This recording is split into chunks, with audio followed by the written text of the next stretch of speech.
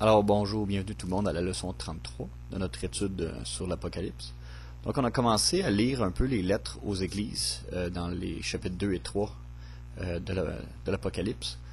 Donc c'est des conseils que Jésus donne aux églises. On a vu un peu les deux dernières leçons Jézabel dans la lettre à Pergame, l'église de Pergame. On va continuer dans la même optique avec Apocalypse 3, versets 1 à 6, qui est la lettre à l'église de Sardes. Puis on va regarder un peu c'est quoi l'apostasie. Donc, Apocalypse 3, 1 à 6, ça dit « Écris aussi à l'ange de l'église de Sardes. Voici ce que dit celui qui a les 7 esprits de Dieu et les 7 étoiles. Je connais tes œuvres. Tu as la réputation d'être vivant, mais tu es mort. Sois vigilant et affermis le reste qui s'en va mourir, car je n'ai point trouvé tes œuvres parfaites devant Dieu. Souviens-toi donc de ce que tu as reçu et entendu, garde-le, et te repens. Que si tu ne veilles pas, je viendrai vers toi comme un voleur, et tu ne sauras point à quelle heure je viendrai vers toi. Tu as aussi à Sardes quelque peu de personnes qui n'ont point souillé leurs vêtements, et qui marcheront avec moi en vêtements blancs, car ils en sont dignes. Celui qui vaincra sera vêtu de vêtements blancs, et je n'effacerai point son nom du livre de vie, et je confesserai son nom devant mon Père et devant ses anges. Que celui qui a des oreilles écoute ce que l'Esprit dit aux églises. » Donc on voit plusieurs choses là-dedans. On voit premièrement que cette église-là a la réputation d'être vivant, mais en fait qui est mort. Donc ça s'adresse à ceux qui professent, ceux qui se disent croyants, mais qui ne mettent pas la parole en pratique. Donc c'est tout simplement quelqu'un, un peu comme les pharisiens, il y avait la loi à la bouche, mais leur cœur était éloigné. Isaïe prophétise sur le peuple d'Israël comme ça. Mon peuple m'honore des lèvres, mais son cœur est éloigné de moi. Donc on voit un peu, c'est le contexte de cette église-là. On voit aussi que venir comme un voleur, ça c'est ceux qui vont rater l'enlèvement, Jésus va revenir comme un voleur sur eux. On voit quelque chose d'intéressant aussi, c'est écrit « Si tu te repens, je n'effacerai point ton nom du livre ». Donc on va regarder un peu ça aussi, ça veut dire quoi ça, effacer le nom du livre de vie? Est-ce que c'est de l'encre indélébile? Est-ce que une fois que notre nom est écrit dans le livre de vie, on ne peut plus être enlevé? Ici, ça suggère le contraire, que notre nom peut être effacé si on ne se repent pas. Donc ceux qui disent non, une fois que tu es sauvé, tu es toujours sauvé, encore une fois, on avait déjà exploré ça dans la leçon 27 et 28 sur tout le débat autour de la perte du salut. On a vu qu'il n'y a personne de sauvé avant Apocalypse 12-10. Que tout ce qu'il y a avant, c'est on est sauvé par la foi. Donc on est en espérance. C'est quelque chose qui n'est pas encore arrivé. L'agneau a été immolé, le sang est sur les poteaux, mais on attend que Dieu vienne exterminer les premiers-nés. Si on fait une comparaison avec la Pâque. Donc notre situation maintenant, on est sous la protection du sang, dans la maison. Il faut rester dans la maison. Donc on avait exploré ça dans la leçon 27 et 28. Donc je ne reviendrai pas sur les mêmes arguments. Vous pourrez voir les leçons en révision avant d'écouter celle-là. Donc, on va regarder d'autres versets qui parlent justement de ce livre de vie-là. On va regarder dans Exode 32, 31 à 33. Donc, le contexte, c'est le peuple qui vient de pécher avec le veau d'or. Et puis là, Moïse parle à Dieu. Ça dit au verset 31, « Moïse retourna donc vers l'Éternel et dit, « Hélas, ce peuple a commis un grand péché en se faisant des dieux d'or. Mais maintenant, pardonne-leur péché. Sinon, efface-moi de ton livre que tu as écrit. » Et l'Éternel répondit à Moïse, « Celui qui aurait péché contre moi, je l'effacerai de mon livre. » Tu vois, donc le péché fait qu'on peut être effacé du livre. Hein? Paul parle un peu de ça dans Romains 7. Il parle que la loi est venue, et parce que la loi est là, vu qu'on a une nature pécheresse, fait qu'on meurt. Mais une fois que quand la loi n'est pas là, il n'y a pas de mort qui est là. Donc ça explore un peu aussi où sont par rapport aux enfants qui sont morts-nés, par exemple. Il y a un passage dans Samuel, quand David perd le premier-né de Bathsheba, on voit que David dit « je vais le revoir ». Donc c'est le seul passage qui suggère qu'un enfant qui n'a pas pris de décision encore, il était déjà inscrit dans le livre de vie. Et c'est seulement quand la loi est venue, tu ne toucheras pas à ça, que là, naturellement, on va prendre la mauvaise décision. Et là, on meurt on meurt spirituellement à ce moment-là. On regarde ça dans Romains 7, 8 et 9. Mais le péché, prenant occasion du commandement, a produit en moi toutes sortes de convoitises. Car sans la loi, le péché est mort. Pour moi, autrefois sans loi, je vivais. Donc, tu vois, le nom est écrit dans le livre. Mais le commandement étant venu, le péché a repris vie. Donc le péché qui était mort, à cause de la loi, maintenant le péché vit en moi. Donc le nom est effacé et est seulement remis là ou écrit à nouveau seulement par le sacrifice de Jésus qui nous a permis ça. Donc je ne reviendrai pas sur toute l'histoire du salut, on a vu ça dans la leçon précédente. Donc on va regarder dans Psaume 69, 27 à 28. Ça nous parle aussi de ce livre-là. Ça dit, là ça parle des ennemis. Car il persécute celui que tu as frappé. Il raconte la douleur de ceux que tu as blessés. Ajoute iniquité à leurs iniquités, et qu'il n'ait point de part à ta justice. Verset 29. Qu'il soit effacé du livre de vie, et qu'il ne soit pas inscrit avec les justes. Donc tu vois, qu'il soit effacé. Donc tu vois, le péché fait que on peut être effacé du livre de vie. Donc, on va revenir à l'Apocalypse de cette lettre-là, qui nous dit qu'on est mort, la réputation d'être vivant, donc on est mort. Ça, c'est ce que la Bible appelle l'apostasie. L'apostasie, c'est l'abandon de la foi, ou le refroidissement. On va regarder ça dans 2 Thessaloniciens 2, 3. C'est la seule place dans la Bible que le mot apostasie est là. Que personne ne vous séduise en aucune manière, car il faut que l'apostasie soit arrivée auparavant, et qu'on ait vu paraître l'homme du péché, le fils de la perdition. Donc c'est un mot grec, apostasie, ça veut dire l'abandon de la foi ou la révolte. Donc Jésus parle aussi un peu de ça dans Matthieu 24, 11. Souvent il y en a qui prophétisent ou qui prêchent, là, ils vont avoir un grand réveil à la fin, juste avant que Jésus revienne, ils vont avoir un grand réveil. La Bible ne mentionne aucunement un grand réveil avant. La seule moisson qui parle, c'est la moisson où justement le livret est enlevé. Donc ça c'est après l'enlèvement. Donc il n'y a pas de grande moisson dans le sens... un paquet de gens vont venir à Christ. Jésus et même plusieurs autres prophéties semblent pointer vers l'inverse, c'est-à-dire qu'ils vont avoir un refroidissement. Donc oui, on peut prier pour que les gens viennent à Jésus, que les gens se convertissent, les gens se repentent, mais on ne pourra pas changer la prophétie qui dit qu'il faut que l'apostasie soit arrivée, il faut que les gens abandonnent la foi, il faut qu'il y ait un refroidissement. Donc on peut prier toujours selon la volonté de Dieu, mais on ne pourra pas changer la prophétie de ce qui est déjà écrit dans la Bible. Donc, il n'y aura pas de grand réveil, même s'il y a plein de monde qui le prophétise, ou qui le disent, ou qui l'enseignent. Ce n'est pas biblique de croire que oui, il y a un gros réveil qui va arriver. Ça n'empêche pas les gens de venir à Christ. Mais il n'y aura pas de grand réveil avant. Il va y avoir une grande séduction. Donc, c'est probablement quand l'Antéchrist va arriver, il va dire qu'il est Jésus, puis là, il y a un paquet de monde qui vont se convertir, entre guillemets. Et puis là, le monde va penser que c'est ce grand réveil-là. Donc, regardez dans Matthieu 24, 11. C'est-à-dire, plusieurs faux prophètes s'élèveront et séduiront beaucoup de gens. Verset 12. Et parce que l'iniquité sera multipliée, la charité de plusieurs se refroidira. L'amour du plus grand nombre se refroidira. Donc, c'est Jésus qui parle de la fin des temps. Donc, Jésus dit un peu la même affaire dans Luc 18, 8, qui est la parabole du juge inique. Et je vous dis qu'il les vengera bientôt. Mais quand le Fils de l'homme reviendra, trouvera-t-il la foi sur la terre? C'est une question qui pose dans le sens, est-ce qu'il va vraiment avoir des gens avec la foi? Donc, c'est un peu une question rhétorique, là, mais ça va dans la même direction que Matthieu 24.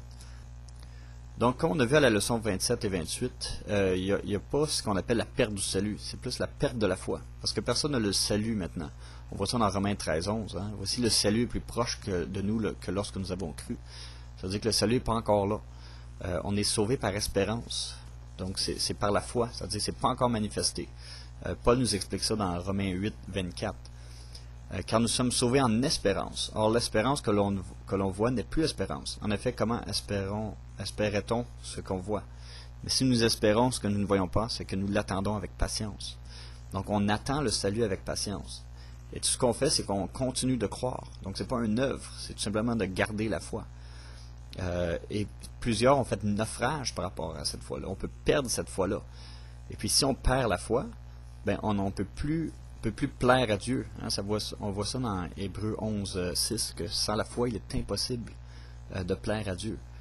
Donc, on peut perdre cette foi-là. Donc, comment on peut perdre cette foi-là ou faire naufrage par rapport à la foi?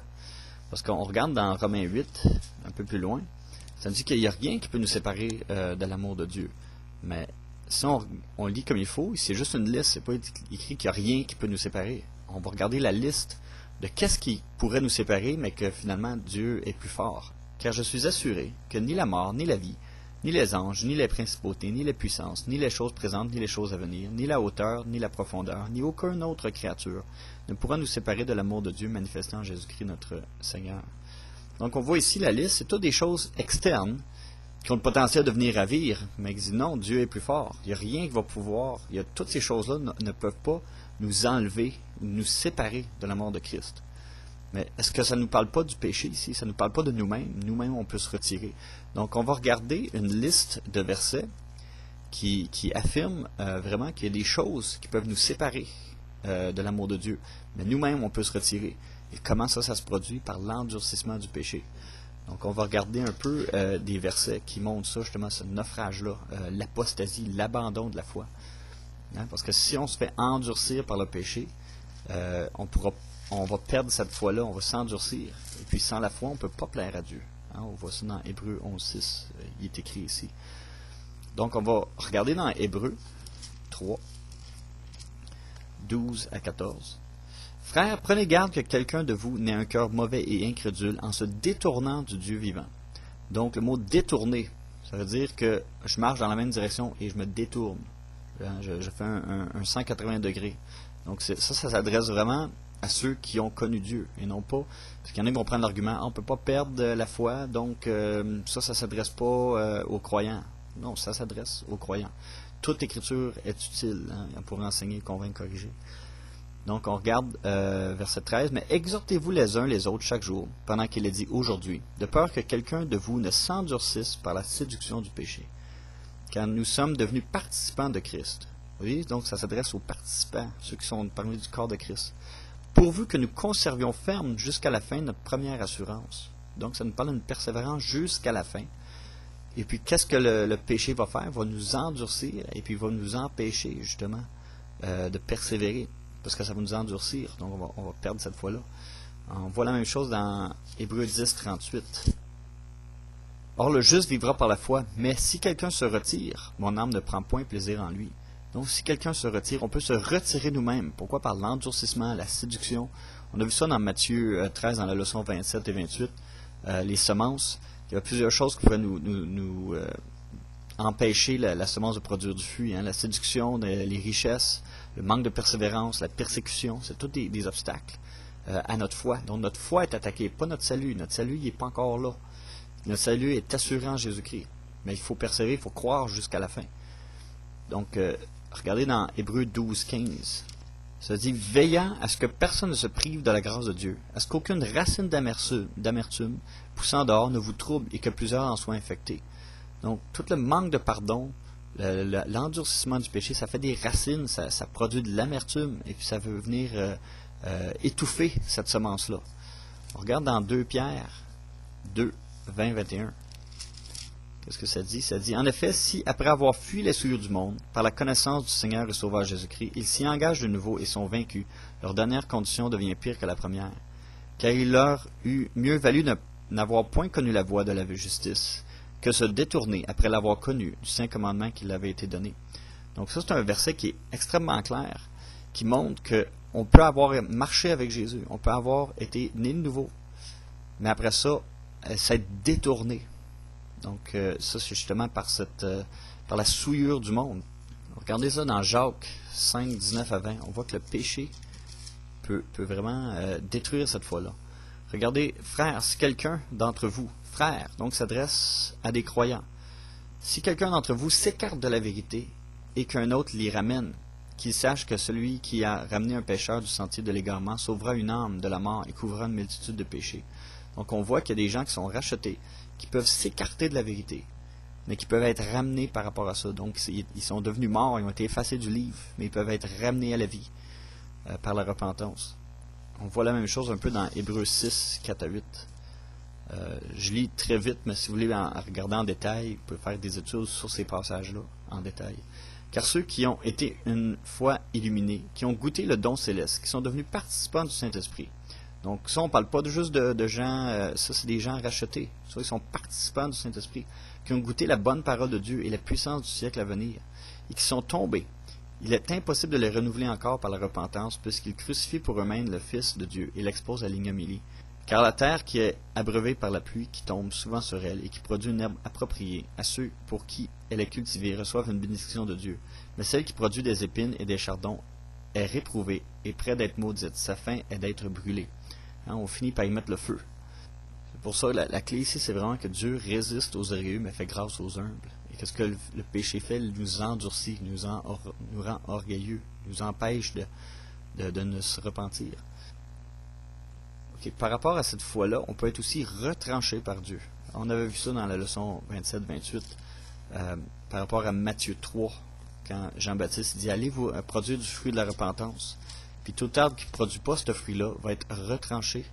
Hein? Donc, ça dit ici « Et la cognée est déjà mise à la racine des arbres. Tout arbre donc qui ne produit pas de bons fruits est coupé et jeté au feu. » Donc, on peut être retranché par Dieu.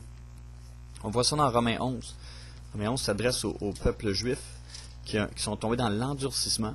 Ils ont été retranchés du tronc, hein, de la vigne, de l'olivier. C'est un peu en référence à Jean 15. Puis ici, Paul nous exhorte à craindre, puis à être rempli d'humilité, parce que si Dieu n'a pas épargné les pauvres branches, il peut aussi nous retrancher si on a cette incrédulité-là, cet endurcissement-là. Verset 19, tu diras, les rameaux ont été retranchés afin que moi je fusse hanté. Fort bien, ils ont été retranchés à cause de leur incrédulité. Tu sais, l'incrédulité, c'est l'inverse de la foi. Mais toi, tu subsistes par la foi. Ne t'enorgueillis point, mais crains. Car si Dieu n'a pas épargné les rameaux naturels, prends garde qu'il ne t'épargne pas non plus. Considère donc la bonté et la sévérité de Dieu, sa sévérité à l'égard de ceux qui sont tombés, mais sa bonté envers toi. Si tu persévères dans cette bonté, autrement, toi aussi tu seras retranché. Donc, Dieu lui-même peut retrancher les branches pour cause d'incrédulité. Donc, Dieu peut effacer, hein, comme on a lu dans Apocalypse 3, effacer le nom du livre de vie. On voit aussi dans Apocalypse 3.16 qu'il peut nous vomir de sa bouche. On voit la même chose dans Exode 32, 31 à 33, que celui qui a péché, son nom va être effacé du livre de vie. Donc, il y a plusieurs versets qui montrent que Dieu peut intervenir et effacer notre nom, nous retrancher, nous couper. Pourquoi? Par cause d'incrédulité, d'endurcissement. Cet endurcissement-là, par le péché, peut être accéléré aussi par Satan. On voit ça dans 2 Corinthiens 2, 10 et 11. Celui donc à qui vous pardonnez, je lui pardonne aussi. Car pour moi, ce que j'ai pardonné, si j'ai pardonné, c'est à cause de vous, en la présence de Christ. Afin que Satan n'ait pas le dessus sur nous, car nous n'ignorons pas ses desseins. Donc le manque de pardon peut être une porte d'entrée pour Satan pour venir nous endurcir encore plus. On voit ça dans Éphésiens 4, 27 aussi. Ça dit, 26, si vous vous mettez en colère, ne péchez point, que le soleil ne se couche pas sur votre colère, et ne donnez point accès au diable. On peut, par notre manque de pardon, par le péché, on peut donner accès au diable. Hein. Le mot, c'est un peu comme un foothold, hein, le pied dans la porte, qui peut venir entrer par ça. C'est une porte d'entrée. On peut regarder aussi, il y a plusieurs autres passages qui nous parlent que ça peut être aussi par les séductions, par les fausses doctrines. Donc, notre foi peut faire naufrage, on peut se détourner de la vérité par les fausses doctrines, par les séductions. Donc, c'est pour ça que c'est important de se nourrir de la parole de Dieu, de savoir c'est quoi la vérité, pour ne pas que notre foi se détourne. On va regarder dans Matthieu 24, 4. Et Jésus, répondant, leur dit, prenez garde que personne ne vous séduise, car plusieurs viendront en mon nom en disant, je suis le Christ, et ils séduiront beaucoup de gens. Donc, il y a des faux docteurs, des fausses doctrines vont venir séduire beaucoup de gens. On va regarder dans 2 Corinthiens 11, 3 et 4, un autre verset semblable. Donc, Paul s'adresse à des croyants ici. Ça dit, mais je crains que, comme le serpent séduisit Ève par sa ruse, vos pensées ne se corrompent aussi en se détournant de la simplicité qui est en Christ. Car s'il venait quelqu'un qui vous prêche un autre Jésus que celui que nous vous avons prêché, ou un autre esprit que celui que vous avez reçu, ou un autre évangile que celui que vous avez embrassé, vous le supporteriez fort bien. Donc, on voit ici qu'il y a des gens qui peuvent être séduits, puis annoncer un faux Jésus, un faux évangile, et croire dans cette faux évangile-là. On voit la même chose dans 1 Timothée. On va voir quelques versets dans Timothée, 1 et 2 Timothée. Donc, 1 Timothée 4, 1. L'Esprit dit expressément que dans les derniers temps, quelques-uns se détourneront de la foi, s'attachant à des esprits séducteurs et des doctrines de démons. Non, ils se détourneront de la foi. Ça veut dire qu'ils marchaient dans la foi et ils sont détournés. On voit la même chose dans 2 Timothée 2, 18. 17, 18. et leur parole rongera comme la gangrène. De ce nombre sont Hyménée et Philette, qui se sont détournés de la vérité, en disant que la résurrection est déjà arrivée et qui renverse la foi de quelques-uns. Donc, Paul est en train de nommer deux personnes ici qui se sont détournées de la vérité. Donc, détourner, c'est pas juste je suis allé contre la vérité, je marchais dans la vérité et je me suis détourné. Un 180 degrés. Et ils ont entraîné, ils ont renversé la foi de quelques-uns. Donc, notre foi peut être renversée par la séduction, par les fausses doctrines. Donc, si notre foi est renversée, et quand le Fils de l'homme va revenir, ou quand on va mourir, on n'y aura plus de foi pour plaire à Dieu, donc on n'obtiendra pas le salut. C'est pas une perte de salut, parce que personne n'a le salut encore, mais c'est une perte de foi, un naufrage par rapport à notre foi. Donc là, ça fait beaucoup de sens de voir tous les avertissements qu'on a dans la parole, l'importance justement de ne pas négliger un salut si grand, mais que notre foi soit forte jusqu'à la fin, de combattre le bon combat jusqu'à la fin, hein, comme Paul l'exhorte. 2 Timothée 4,10, c'est la même chose. Car Démas m'a abandonné, ayant aimé ce présent siècle, et il est parti pour Thessalonique. Donc on voit Démas ici qui a abandonné, parce qu'il aimait ce siècle présent. Hein. Celui qui aime le monde est inimitié contre Dieu, est ennemi de Dieu. On voit ça dans 1 Jean chapitre 2. Donc il y a des gens qui peuvent se détourner par la séduction, par justement l'amour de ce siècle. Regardez dans Éphésiens 4, 14.